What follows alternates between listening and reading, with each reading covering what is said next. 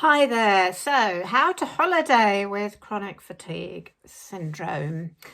We all like to have a bit of a break at this time of year, and but for those of us with chronic fatigue syndrome, it can be very challenging. The idea of going on holiday, it can actually be quite exhausting. So, I have compiled this little video of my own experience and just what I do to plan a holiday and how to cope with it while I'm away. Now this is mainly for people with mild to moderate chronic fatigue syndrome, who are able to actually get away. If you are unable to go on holiday because your symptoms are very severe, then I would use this to plan ahead, because you will get better. And so why not use the time while you're still unable to get around much, use the time to actually plan your holiday. And this is a really positive thing to do because it tells your brain that you will get better and you will be able to go on holiday again. And that's really, really important.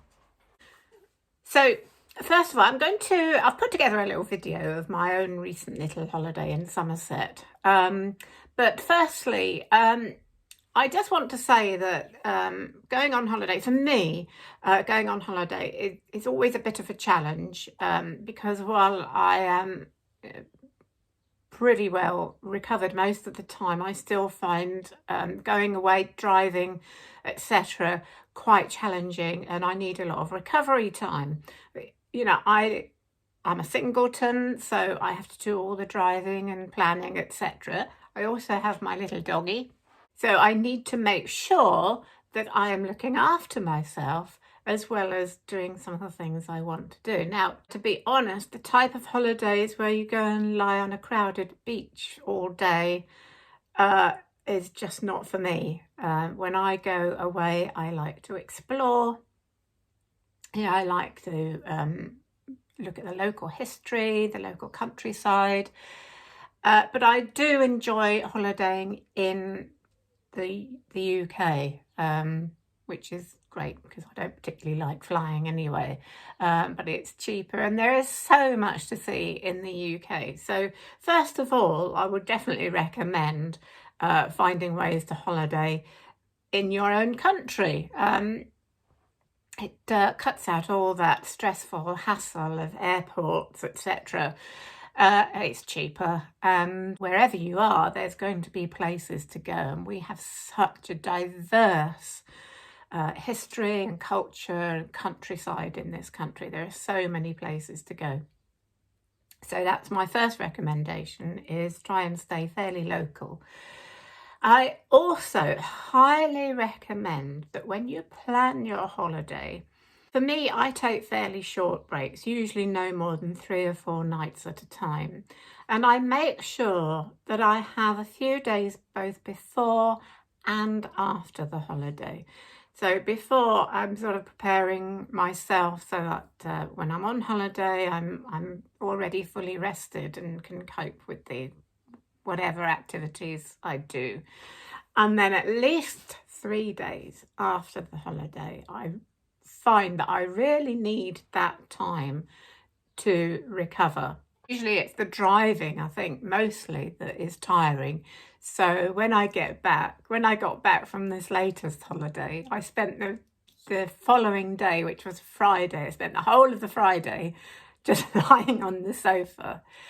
Saturday I felt a bit better, and then, as is what usually happens with recovery time, is that you feel a bit better, and then the next day you can feel a bit worse again. I usually find that it never goes in a straight line. It's a bit of an up and down. So that's why I would highly recommend taking at least 3 days after your holiday for recovery time. So by the time I got back to work at my desk yesterday, I did feel much more refreshed. And, you know, I would say, although holidays are challenging with chronic fatigue syndrome, you know, don't give up on them, because, you know, it's not going to kill you. You're going to have fun. Yes, it's going to be challenging at times, but you know, it's important for us to make sure we get out and have some fun and build up some memories to look back on. And, you know, if you need recovery time after your holiday, then, you know, just make sure you do that, because having fun and doing something different out of your normal routine is just as important as looking after yourself from day to day. So I've just made up this fun little video of my recent holiday with some recommendations along the way. I hope you enjoy it. First of all, I highly recommend staying in self-catering accommodation, and this is the delightful little holiday let, which was a converted barn.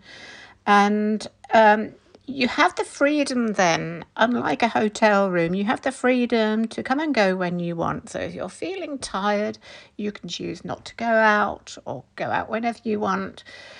And another really good reason for staying in self-catering is that you also have the freedom to do what you want regarding meals. So you can cook in or go out if you feel up to either of those, or you can use one of the wonderful delivery services there are on the internet these days, which is what I did on my first day, and that worked really well for me.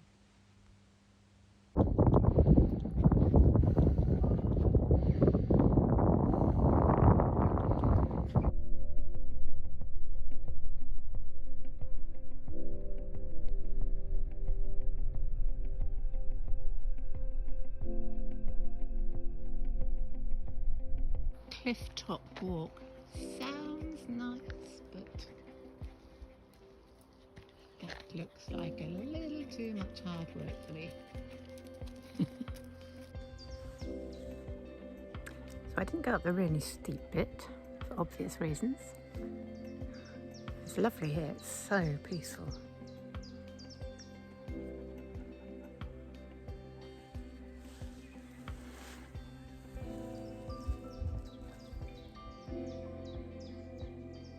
Don't know what bird that is.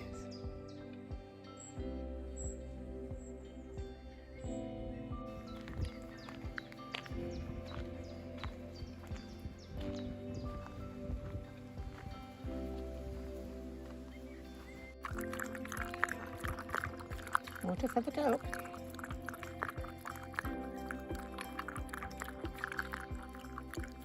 Water for me in the car too.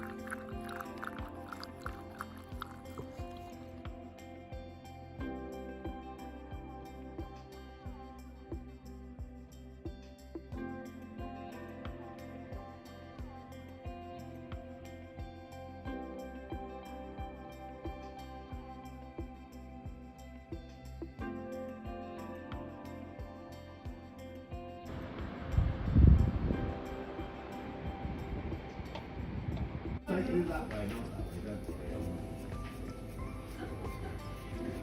Oh, I say.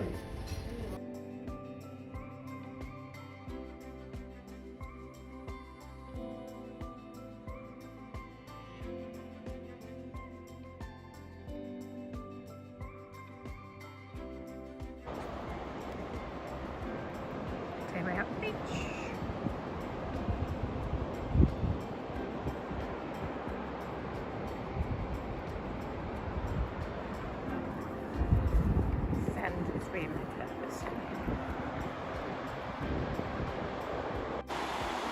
I don't know if Tilly's ever been to the seaside before. She's a little bit unsure. Take to it like a dog to water. Don't drink it though, Tom.